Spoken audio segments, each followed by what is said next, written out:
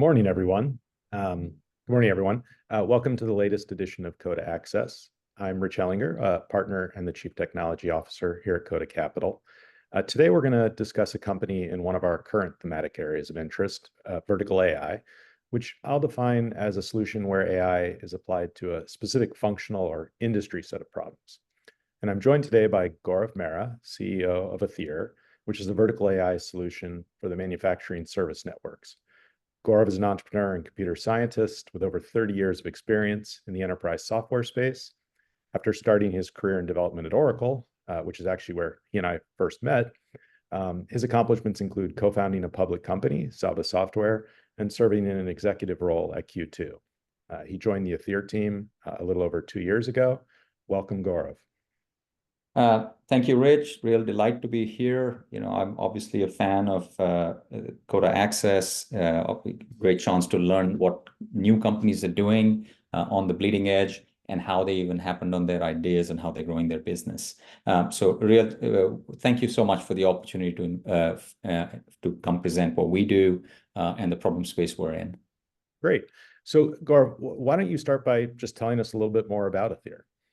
Sure. The way we describe Aether is we are an AI-powered platform for what we like to call the service network, specifically focused on equipment manufacturers and what we do is we really help deliver consistent, compliant, and agile service across the manufacturers' teams and their extended value chain.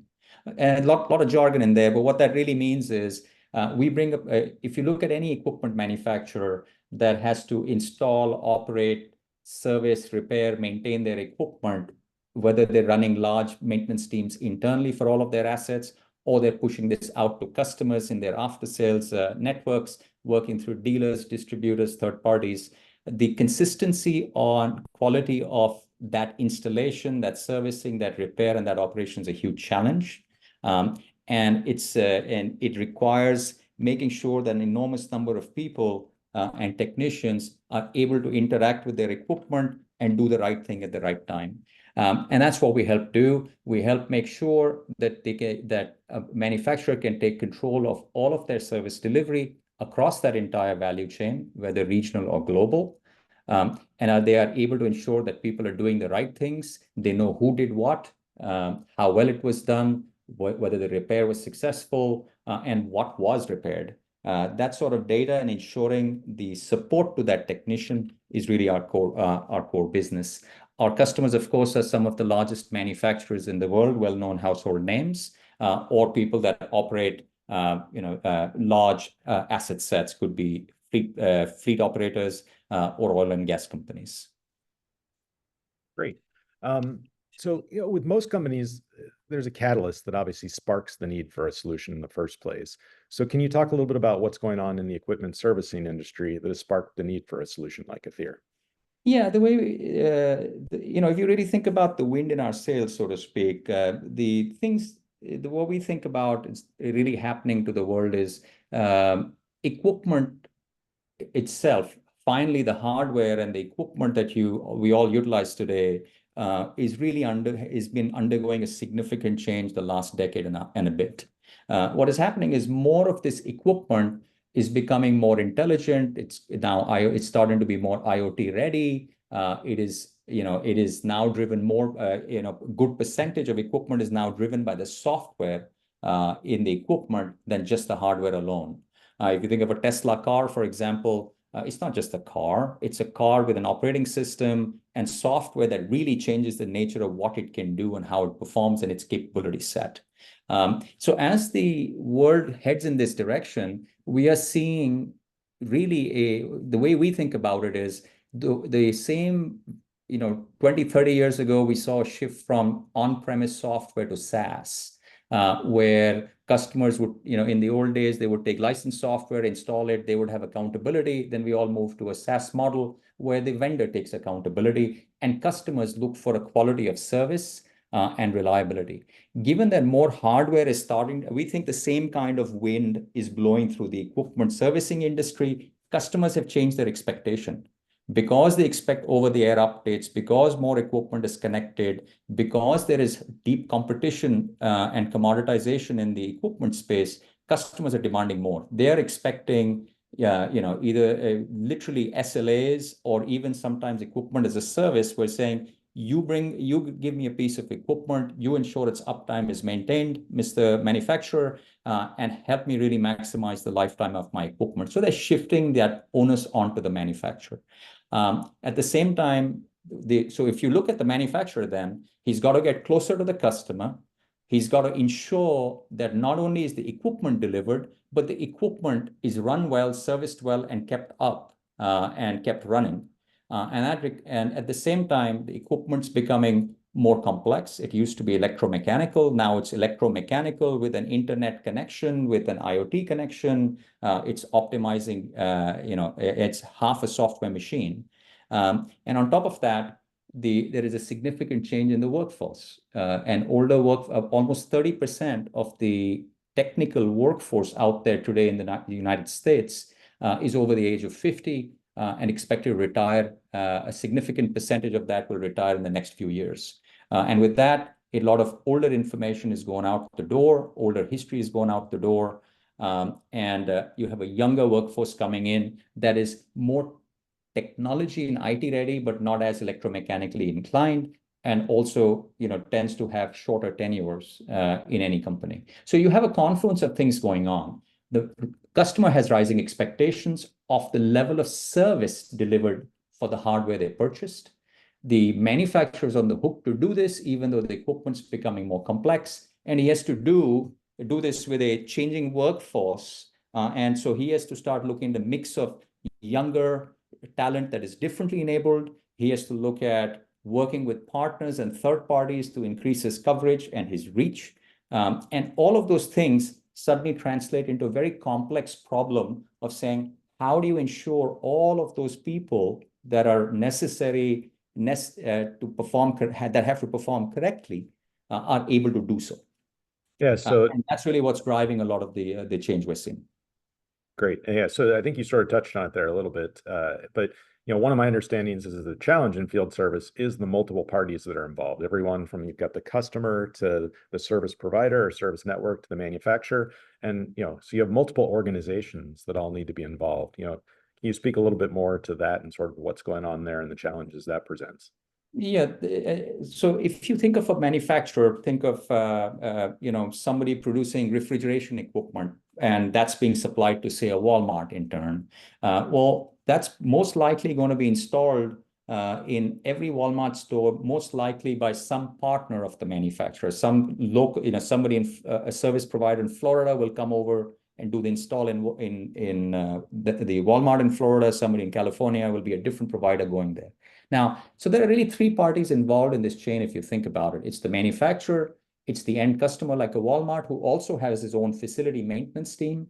And he has, of course, and then there are the dealer, the installer, or the service provider in the middle that may be responsible for portions of this service delivery activity. Now, the reality is these are all separate organizations. All of them have their own systems of record, yet they need to share information about what's the right way to install, service, repair, and maintain that equipment.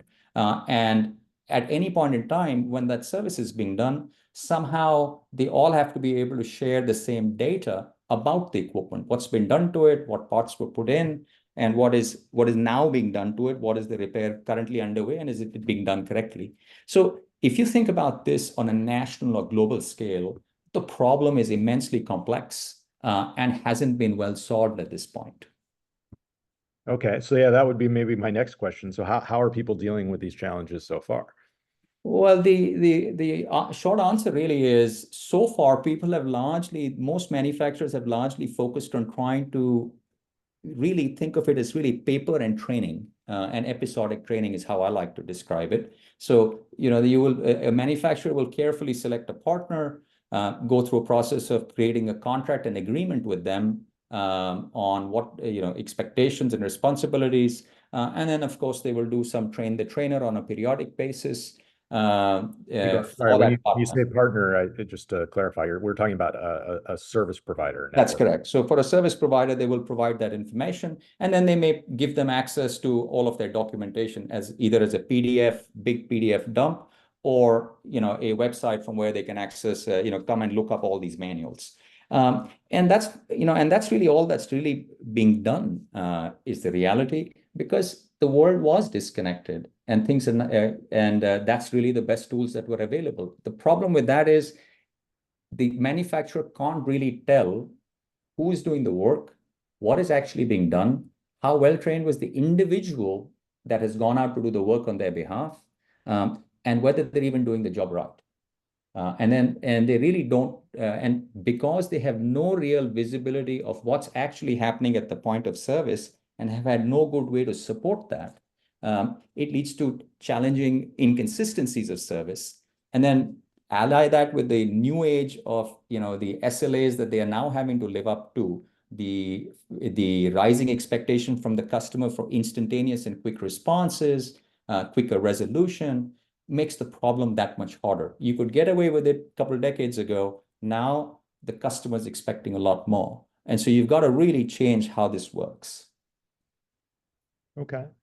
Yeah, so that maybe that's a good transition to, so how is this changing? So I've obviously heard you speak in the past about how Aether is leveraging AI, AR, and no code to help create some transformation in the space, but perhaps you can speak to this a bit more. Sure. So I think the good thing is that quite a few technologies have come together. If you looked at the world just a few years ago, the blue collar worker would come off the line to do any training, go back to his daily job, fill in paper forms, and some after the fact reporting, and that's really how they operated. They really had nothing happening at the point of service. However, the world shifted quite a bit.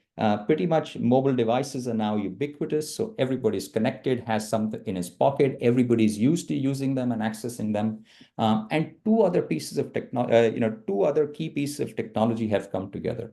AR technologies have arrived, of course, that allow you to look at the real world and interact with it with overlays, augmentation, and really begin to digitize it so it's accessible from a distance, for example, or where things intelligently can be placed on it or recognized in it.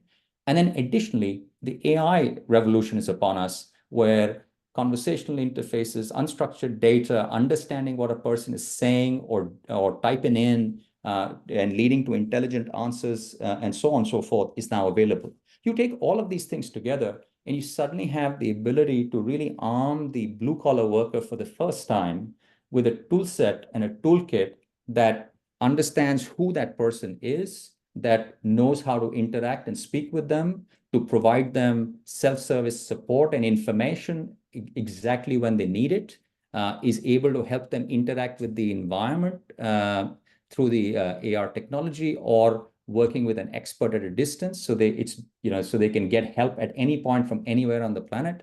And of course, it lets them also with connectivity and easier and easier connectivity and information exchange. It makes it easier for them to interact and operate with the systems that they have to connect to. So that last mile of workflow connectivity is also become easier. So in effect, you've really provided the blue collar technician with this bubble of technology that allows them to operate at a top level. And the neat thing is, with that, because they're using that tooling, you actually have a direct line into exactly what is being done, what is going on, and how well it is being done. And so you have a real-time visibility that you have lacked in the past.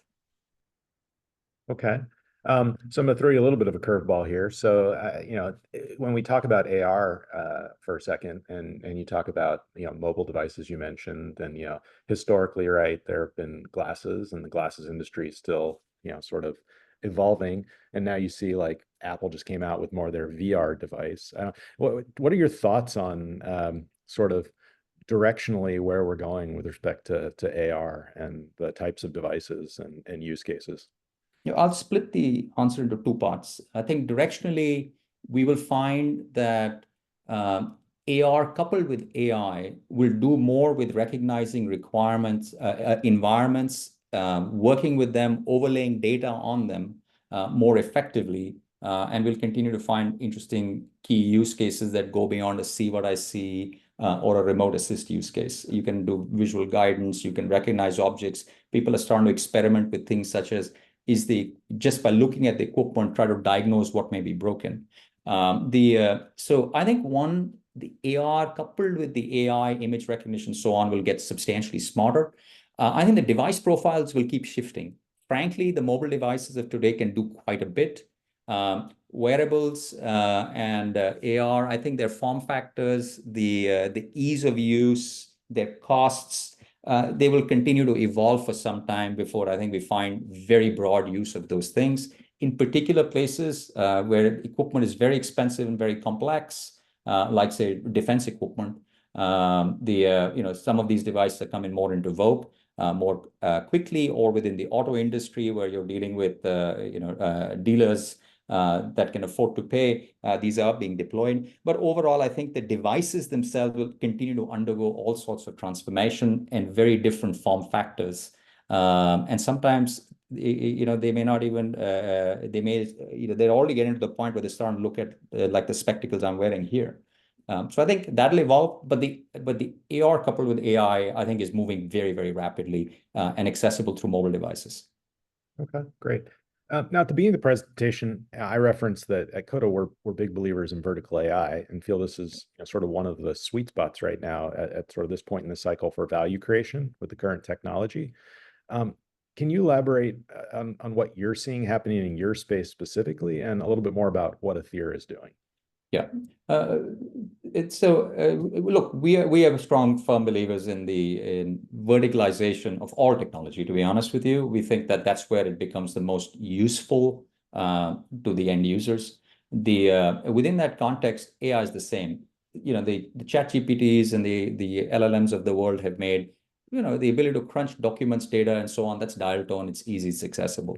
The real value is going to come from, as you said, what are the vertical opportunities? And if you look at the broad equipment service and maintenance space, we think of at least three significant opportunities there. One is obviously doing predictive analysis of your equipment, try to predict when it's failing, to really look at the whole asset life cycle, collect that data and repair data, and try to predict not just when the equipment might fail, but also whether repairs have been done perfectly, is the equipment really been brought up to snuff, and try to crunch that sort of data. So really looking at the asset life cycle, prediction, and extending the lifetime ROI is an interesting problem space to solve.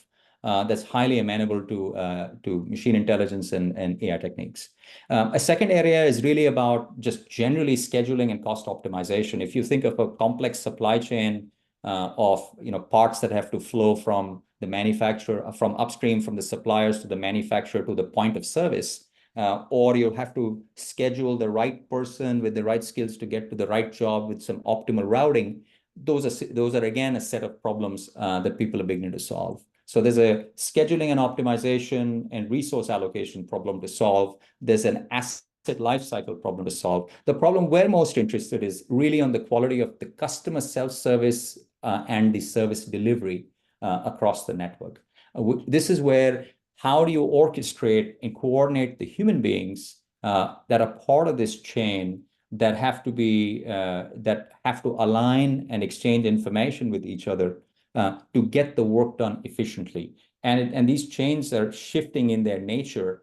In the old days, if the customer called with a problem, it would go to support. Support would dispatch somebody. Somebody would go out and try to look at what's going on. Today, the customer tries to self-serve. If they can't solve it, support will try to remote solve it if they can. If and only if necessary, somebody may have to be dispatched, but that may be a third-party partner somewhere in a different part of the country. But they all need data to the IoT that the machine is throwing up, what has been done so far, the coordination of that effort, the latest information and readiness for all of those people to be able to solve the problem as efficiently as possible and have the parts arrive at the right time are critical. So really looking at how the technician operates and how the company that's orchestrating these technicians really gets visibility into what they're doing, how they're doing it, and and what they've achieved. That's the vertical bit that we hope to stay focused on and to solve, and doing it across the value chain, not just inside a single enterprise. So can you maybe make that a little more concrete for people in terms of the actual utilization of AI? Like, I think you did a good job articulating sort of the problem you're trying to solve, but maybe talk a little bit more to how you're using AI to actually solve some of those problems. Sure. So what we're already starting to do, obviously, is the early first revs of these things is to make sure that all of the documentation, the latest records, the latest work order records, regardless of who's done the work, are crunched and are accessible and searchable for the technician at that point of service. Second, ensuring that they already have the ability to be led through a diagnosis where the machine is intelligently figuring out what's going on, where the AI machines are figuring out what's going on, based on the data available and past history, and leading them through a step-by-step diagnostic becomes crucial. And then really ensuring that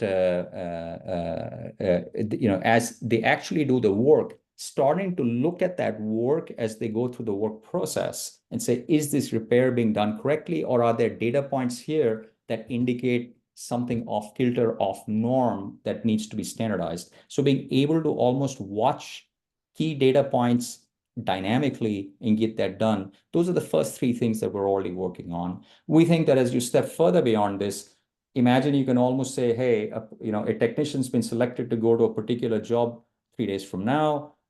Imagine the system is really tracking him to say, hey, you're selected to go to the job. Hey, by the way, I look at your profile and it looks like you haven't really touched this kind of piece of equipment in a while. Here, let me walk you through a little bit of a quick, bit of a refresher on how to do it.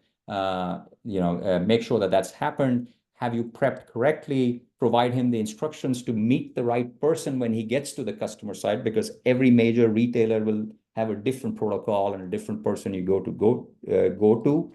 Making sure you're tracking that entire life cycle of that service call and that service event, tracking exactly what it gets done, what's the best answers at any point in time, how to efficiently surface the right, the right data for him and connect the workflows up. That's how we think about it, and having total visibility to what's going on across your network as these little assistants track each individual person at scale, we think leads to an enormous amount of power in the future. Okay. So, obviously the in vogue term for, I think, a lot of what you described are co-pilots. So basically a technician co-pilot, if you will. And then, you talked a little bit about, the predictive side, and we'll call it the sexier, more novel things with AI. But another thing you guys do, which is very practical and tangible, I think that maybe you can speak to a bit, is more back office productivity. So I know one of the things you're working on is basically digitization of work instructions and other things, right? So everything in your industry, I think a lot of stuff's in unstructured form, and now with the use of AI, you're able to bring a lot of that and automate the digitization of that. Can you talk a little bit about that? Sure. So look, we come built in with really two aspects. We come in built in with a no-code engine that allows you to digitize both workflows, work instructions, checklists, inspections, audits, as you like. But the challenge is for the two things happen. One, a lot of this stuff may be just lying in people's heads or in hidden PDF documentation. It's never been formally structured out. But you want to also be able to sort of make people follow along so you can track data, collect data, and lead them by the finger. So some of the stuff what we're doing is we're applying generative AI to reading documentation, parsing training videos, and from that extracting and automatically generating necessary training and necessary work instructions where people really need to do it in compliance by the numbers. We are doing all of this now automatically. If you think of a simple example, you think of Tesla, just a few days ago had to do a recall of the Cybertrucks to replace, because I think the accelerator was getting sticky or something. When you want something like that fixed, you've got to generate what the factory will generate what's the fixed protocol. But now you got to get the whole dealer network and all of whatever 30, 40,000 trucks back in, and you want to make sure every truck is fixed by the numbers. So you need a structured digital protocol for this. Today, you would have a team that would first go digitize some of those steps, try to find a platform to put it on, what have you. So there would have to be some initial communication out to the field, training and et cetera that goes with it.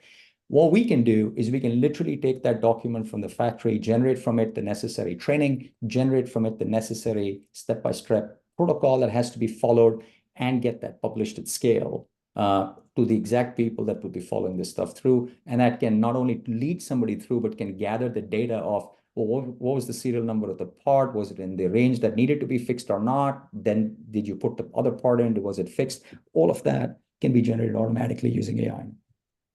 Great, thank you. So, we've always been talking a lot here in the last few minutes about AI and AR. Within your space, there are obviously lots of vendors claiming to do, similar things to what you guys do. Can you talk a little bit about the secret sauce that you guys bring to the table? Yeah, I think our point of view on this is very straightforward. If you look around the world, you will find players that are AR players, and you'll find players that are focusing on using AI to help the call center do better. And people tend to do one or the other. We come at it from a center saying, what is that? Think of that technician, the guy with he gets in a truck, puts on his backpack, arrives in front of a machine with a customer breathing down his neck. And we think of what this guy needs. And what he really needs is all of those things operating in concert. And so when we build the software, we start from that center saying, what does that person require?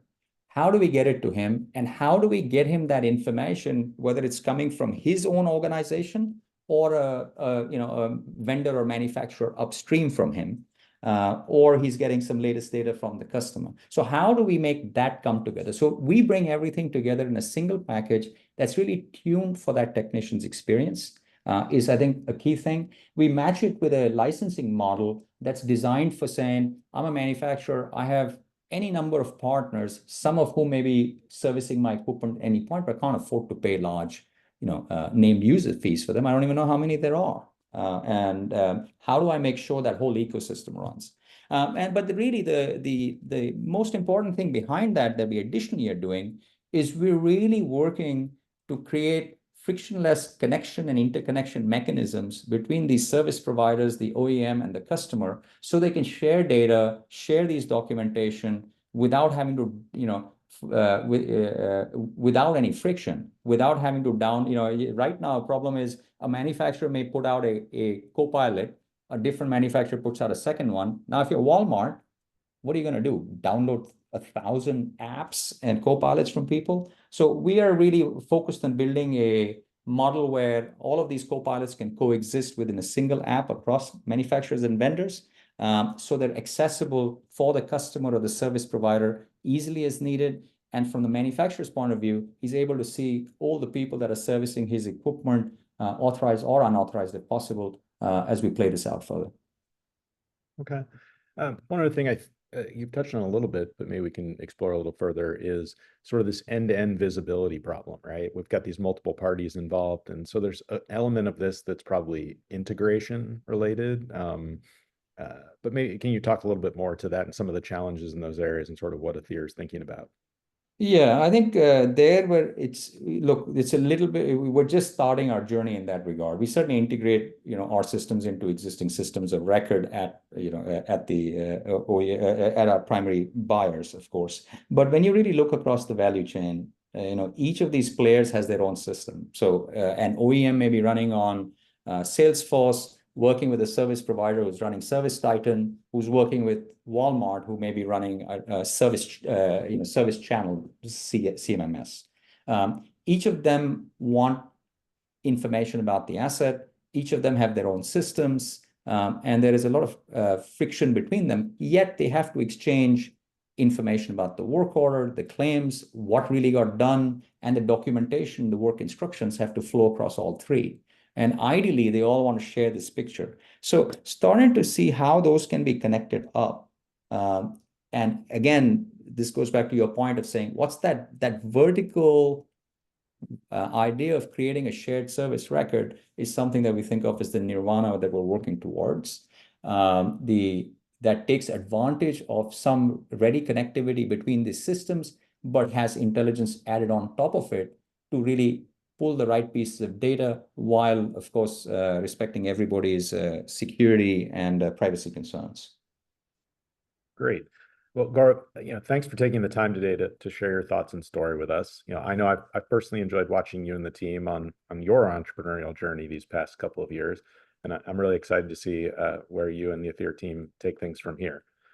So I think the next thing, if you give me a second here, I got to do my compliance duty here and bring up our required disclosure screen while we wrap things up here. But sort of I have one last question for you. Is so as an entrepreneur and somebody who's been in the business for a long time, do you have any advice for entrepreneurs who are looking to start and build an enterprise software business? And maybe what are a few of the learnings you can share from your own personal experience? Oh goodness, I think I think the newest learning, of course, is AI is changing everything. So how you think of the problem spaces now, I think, are different than we may have thought about enterprise software just a few years ago. Just a couple of years ago, we'd be thinking workflows and structured workflows and how people rules and how people exchange data. Now, I think you almost have to think of a completely different architectural model that says, where do the opportunities lie to take care of these sorts of vertical problems, taking advantage of unstructured data, unstructured and or text and voice-based communications, things that couldn't have even been pulled into the processes earlier that are now suddenly accessible. So I think there's a whole architecture of opportunity that's opening out as you think of the technologies now available. I think the other things are more generic. You want a problem space that you can bring a pointed solution to. If you have experience with it, that's wonderful. If you can, and obviously having a clear ROI defined and worked early with your first customers, first prospects, so the value proposition is clear and ideally repeatable is absolutely essential. If you find yourself selling a really complex play, saying I'm going to consolidate 47 systems, do something, I think it's a very difficult journey to go on. Best is to start with a pointed entry point with a clear ROI that you can repeat and build over. So build in layers as you go. Great. Well, thanks again, Gaurav, and thanks to everyone for joining us today. And we hope you'll see us at our next Code Access event. Thank you very much. All right. Bye, folks.